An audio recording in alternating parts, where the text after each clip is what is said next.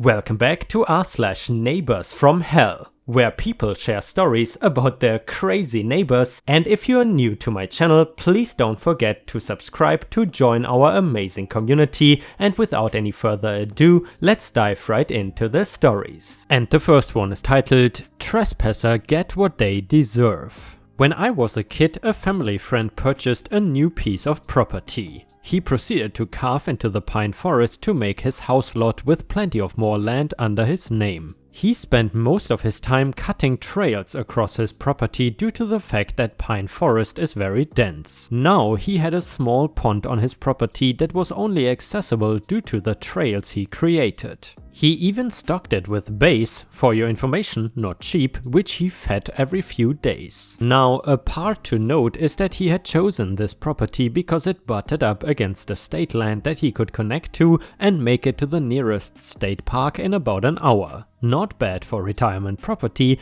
though it turned into a double-edged sword.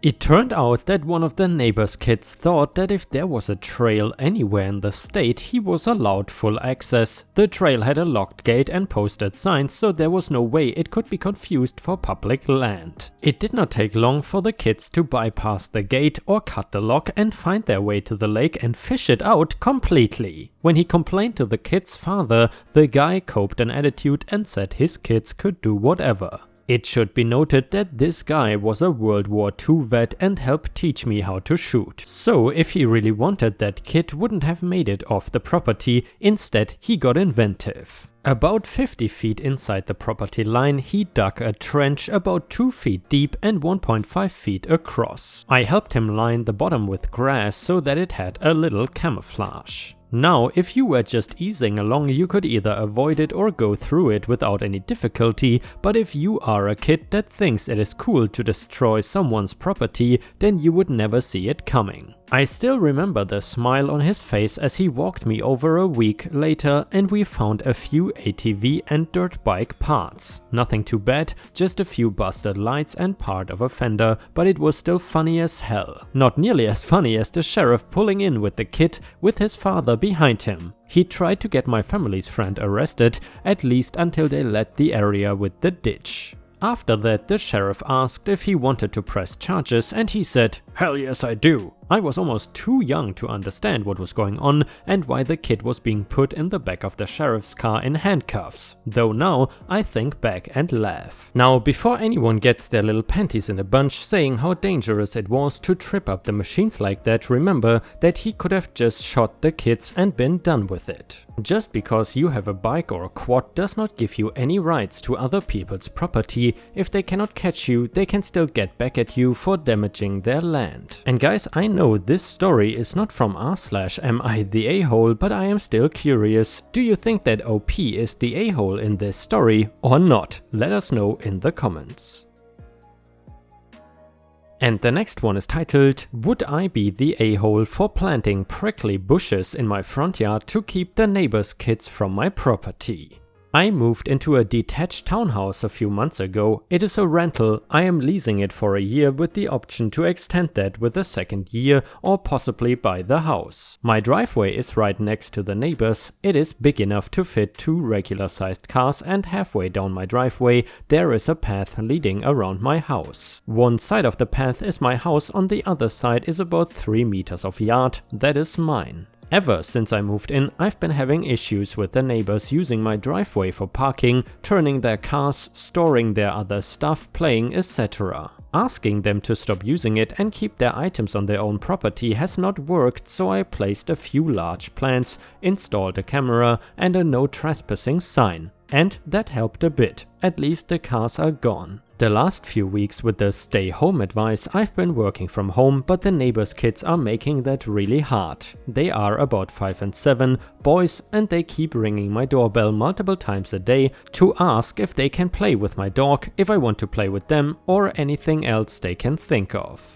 I asked them to stop it so I can work, which of course did not work, so I asked their parents and was told boys will be boys and they were not going to do anything about it. To keep my sanity intact, I removed the battery from the doorbell, but now they keep running around in my front yard, on the path around the house, banging on my windows, banging on my doors, and actually tried to open the gate to my backyard this morning as they heard me in there. I once again asked them to stop, told them I will not be allowing them to play with the dog anymore at all if they keep this up, and they left, sending over their dad. I told him to keep the boys away from my property and door, and if not, I will be planting some prickly bushes to teach them to stay away from other people's property and shut the door in his face. Would I be the a-hole if I actually did that?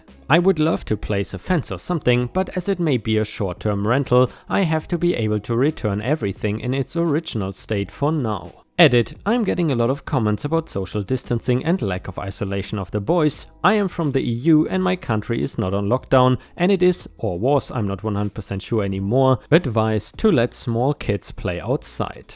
And a user in the comments said, not the a-hole, their parents are lazy and sound like they just wanna make you a free babysitter. Boys will be boys, shake my head. Another person mentioned, not the a-hole, these parents are jerks, be petty and install a motion sensor that sets off a sprinkler system. Another user said, not the a-hole and don't plant bushes, call the cops. Also, there are no dick fence panels that would work perfectly for your situation. You also might want to contact the landlord and see if they are willing to install a fence. I am a landlord and I would not want random kids coming onto the property and would be very willing to help out. Another user added, I would also call CPS, it is quarantine and those kids are outside bothering neighbors and people on the street, having contact with them. Those parents are lazy and might be putting everyone in danger. Another user said, not the a-hole, but the better idea would be to call the non-emergency number for the police and ask an officer to come down to talk to the kids and the parents,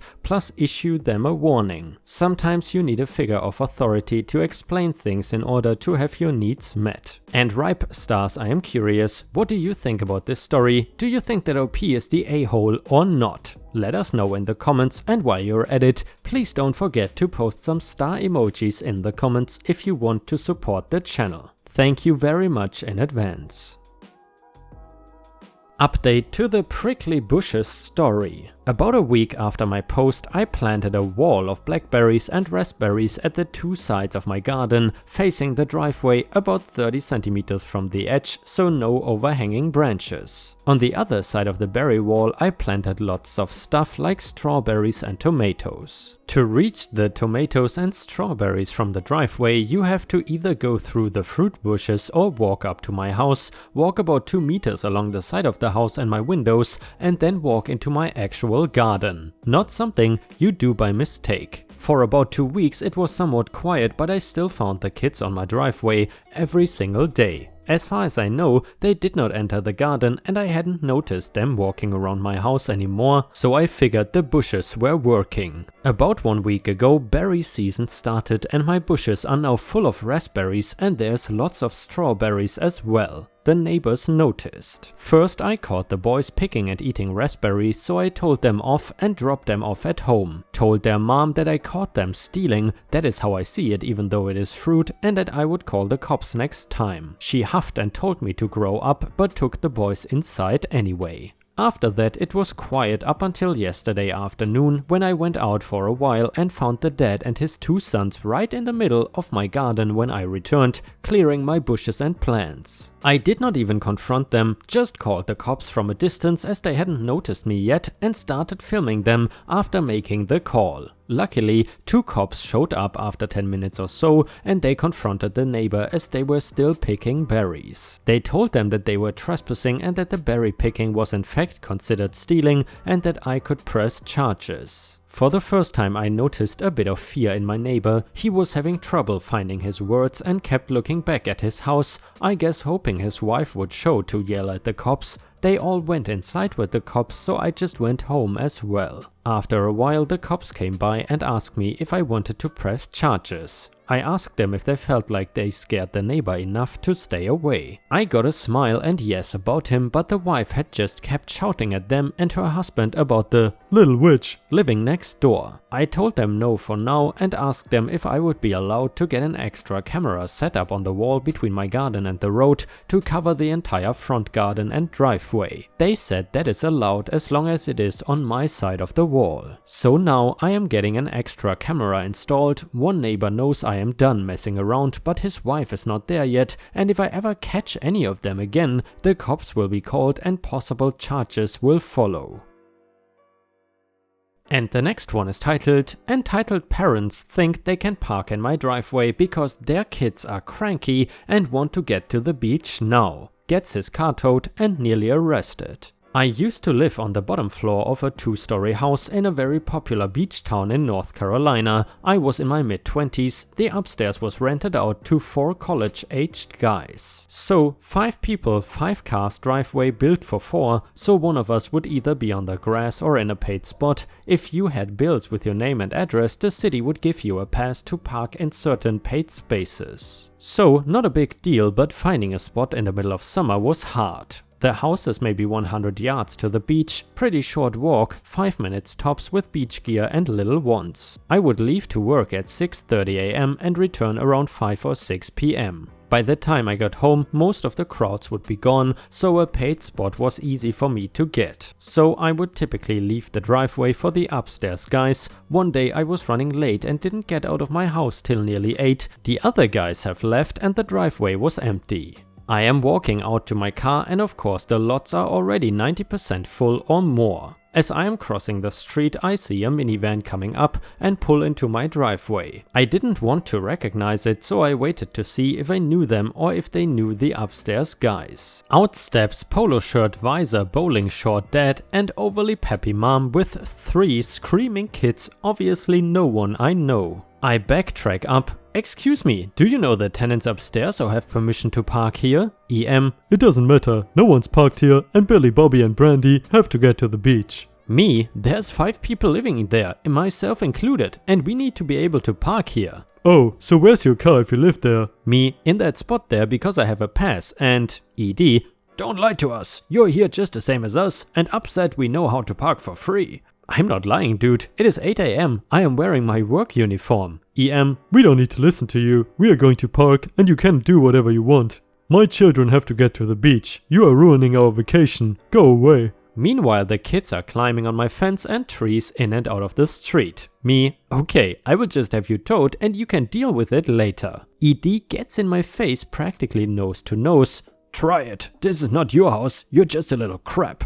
Mind you, I am 5'11 and roughly 190 pounds, fairly good shape. Me: "Okay, have a nice day." So I went to my car and waited till they were pretty much at the beach, like I said, very short walk. So I go inside, look up a tow service on the other side of town. "Hello, yes, I would like to report a car illegally parked on my property. Address XX 123 Street name." "Sir, that is an hour away." "Yeah, I know, I'm not paying. That is their problem." "Okay, be there in about an hour and a half. Called my boss. Not gonna be in today." Explained what happened. He's pretty easygoing guy. Told me to keep him informed. The tow truck arrives, the van is gone, I leave my car in the spot and wait until it is 10:30 AM or so by now. Sometime around 2 or 3 PM there is a very angry knock at my door. Internal thoughts: this is gonna be fun. Imagine the shock when I answered the door, beer in hand, grinning like an idiot. Me: "Can I help you?" ED and EM: "Where's our van? How did you get here?" Me: "Oh yeah, here's the cart. It got towed across town. Gonna be a fun cab ride." I shut the door in their face, more angry yelling and knocking. Me: "Yes?"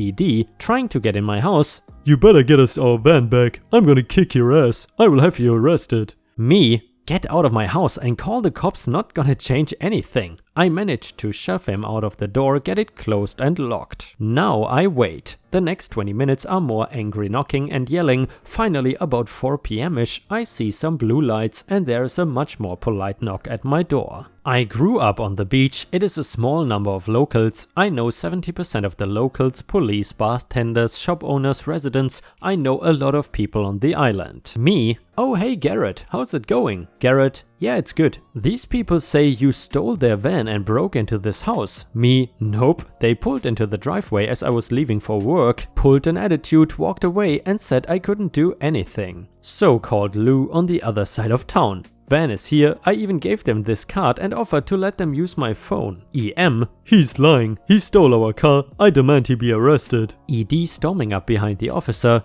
if you don't arrest him, I will have you fired, this is ridiculous. G, sir, back up, I'm going to figure this out. ED now shoving past the officer, this is bullcrap. Working his way into my house again, Garrett is able to pull him out and manages to get him pressed up against his cop car. Sir, you are trespassing now. Looking over at me, would you like to press charges? Me, yeah, can you keep him in your car until they get a cab? Garrett, yeah, I mean I've got to get statements and everything. So I gave my statement, went inside, grabbed a beer, went out the back door, up the back steps and around to the second floor porch. There I sat smiling till a cab came about 5:30 and my upstairs neighbors showed up, but they didn't play any part in the story. And the next one is titled, Neighbor continues to park in my car space, so I got revenge. Hey all, I'm back at it with another petty revenge story to share with you. I just posted about my mom parking in the disabled parking space and it reminded me of something I did to my neighbor a few years ago. So sit back, grab yourself a drink and some popcorn and prepare to be inspired. I live in a 20-unit complex, but only half of us have assigned parking spaces, me being one of the lucky ones. My car space is right next to my front door and there's a sign that clearly states that the car space is allocated to my unit number. But this does not stop some of my neighbors or their guests from parking there. A new person had only recently moved in when he started parking in my spot, usually for most of the day and occasionally overnight. I confronted him and asked him to not park there as he didn't have assigned parking and was required to park on the street. When this request was ignored, I went to the landlord who sent him out a letter. When this too was ignored, I thought of a petty revenge plan. He would park there around the same time in the afternoon, and when he would leave his car there overnight, he would leave around noon the next day. He was entitled, but predictable. When I was a kid, I read books about practical jokes like putting double-sided tape on the toilet seat or baby powder inside a powder donut. This book brought me hours of joy by pranking my friends and my well-deserved entitled mother. While thinking of my plan, one of those jokes came to my mind. So I went shopping to find what I needed, a roll of industrial strength double-sided tape and a huge roll of bubble wrap, the ones with the really big bubbles. Now all I had to do was wait until he left his car parked in my spot overnight, which didn't take long. I asked another neighbor if he would like to be my partner in crime, and as soon as I told her what I was planning, she was all in. There are lights outside the unit complex at night, so we could see what we were doing, but they are not bright enough to expose us. In the cover of moonlight, we put double-sided tape all over the back tires of his car and proceeded to stick the bubble wrap in multiple layers on the back of each wheel. We wedged even more bubble wrap between the back of the front wheels and the car so that when he reversed his car, there would be even more bubble wrap he would be driving over. The back bumper of his car was hiding most of the bubble wrap, so it was very unlikely that he would notice anything out of the ordinary. I have surveillance cameras outside of my unit with a large monitor inside, and one of the cameras points directly at the car park, so I had a direct view of his car. The next day I kept an eye out for him, and sure enough, around noon I saw him walking to his car. Brilliant. He started his car, and as he reversed out of my space, there was the loudest and most deafening banging sound I've ever heard. The noise was so loud that I could hear it clear as day from inside my unit. I heard him scream and saw him duck down as if the sound of gunfire was real. It took him a few minutes to get out of his car to investigate what made the noise, and when he did, all I could hear was him shouting inaudible sentences with multiple swear words thrown in for good measure. The other neighbors came outside to see what was going on, as did I. Me, effing concerned, "Oh my god, what happened?" Neighbor, "Who the heck did this?" Me, "I have no idea. I am in a wheelchair and couldn't possibly be capable of doing such a horrible thing." He spent the next few hours trying to get the bubble wrap off his tires, and remember when I said the tape was industrial strength? I've gone out of my way to find tape That would not come off easily. Eventually he got it off, but for the next few days his car made that sound like when you get chewing gum stuck under your shoe. He never parked in my car space again. And the next one is titled, Landlord Tries to Keep Security Deposit. No. About 10 years ago, my at the time girlfriend, now wife, and I moved from the area we went to college to an apartment near where we planned to start our careers. I say it was an apartment, but it was really the basement of a house that the landlord had walled off to create 2 apartments to rent. The place was kinda crappy, but the rent was cheap for the area and we were close to work. Everything was fine for a few months, but the only parking for us was on the street out front. The couple that rented the upstairs apartment had rights to the garage and driveway. They paid more than we did. Suddenly my car got a couple BS tickets for parking on the street. I am guessing some ass clown cop needed to meet their quota and my girlfriend's car got sideswiped in a hit and run. This crap had to stop, so we emailed the landlord, her preferred form of communication, to ask if there's anywhere safe for us to park. She replies, "Park anywhere you want." We had noticed that our upstairs neighbor usually eschewed the driveway to park in the front yard. They were horribly lazy, so we figured that would be a good spot for us too. We parked in the front yard the rest of the year. We figured that would be the end of it. We finished our lease, left the place in a better shape than we found it, and requested our $1,500 security deposit back. After a couple of weeks, we got a check for $700. What the F? Since there was no explanation, we asked the landlord for one, and she replied that the deducted amount was to resort the lawn, claiming that parking on it had damaged it. Now, I was the one who cut the grass at this house while we stayed there, so I was well aware that the lawn was more weeds and bald spots than grass. Picture the African savanna in midsummer. No one had ever lifted a finger to landscape any part of the property, but the landlord wanted to sell the house once the leases were up, and she figured she could get the renters to pay for a nice new lawn. I complained to the landlord, didn't care. I put in a complaint with the local housing department, didn't care. I threatened to take her to court, didn't care. So that is what I did, I took her to small claims court. I had never sued anyone before, so I was going in prepared. I took pictures of the entire front yard. The area that we damaged was actually one of the best patches of grass, though it did have a small rut that my tires made when the yard was muddy in the summer. I got testimonials from our upstairs and across the street neighbors. Most importantly, I printed out the email where the landlord told us to park anywhere. We were suing for $1,800 to cover court costs and us both missing a day of work on top of the full security deposit. In mediation, we said we would settle for $1,400, but she must have thought she was in the right because she refused to offer a penny more than the original $700 check, which we never cashed. When we got in front of the judge, it was pretty clear that she had no evidence, hadn't prepared anything, and just assumed that us kids would fall on our faces. But we did not. We put everything we had in front of the judge and made our claim. He was impressed. He stopped us when we showed him the email to ask the landlord, "Did you really tell them to park wherever they wanted?" When she said, "Yes," the judge replied, "Then what are we even talking about?" And that was that. Judgment in full for us, and that woman had to pay to resort her own damn lawn. Next time you tell someone, "Park wherever you want," you better mean it. Or at least don't try to F someone over when they comply with what you said. If you made it this far, thanks for reading.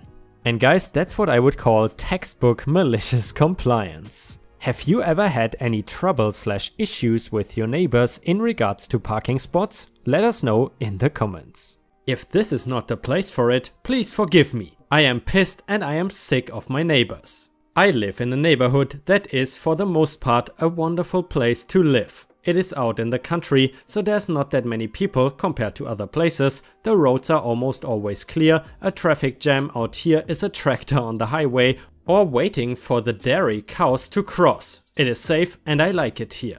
Except for the damn rednecks that live next to me. There are 6 busted up cars in front of their house. They let their rabbits run amok and ruin their neighbors' gardens. Shout out to the subs who helped me with tips and tricks for keeping rabbits away.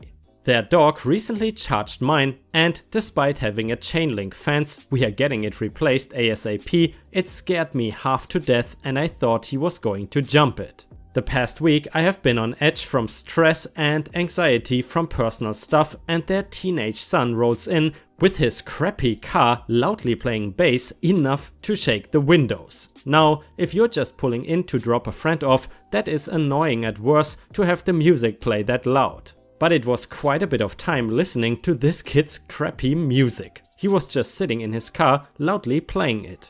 I was ready to tell them to turn it the F off before I take down everything they are doing that violates city ordinances, and I grab my shoes and open my door to go down my stairs and head towards the car when they back out and drive off. I stood there with my arms crossed, glaring at the kid as he drove off. I'm back inside, anxiety is at a 10 out of 10, I am mad and I really just want them to F off. I think someone told him to turn it down before I got out there. I briefly heard an older man yell while I was grabbing my shoes. The houses across from us has a toddler and next to them is an elderly couple. I cannot imagine they are thrilled about this either.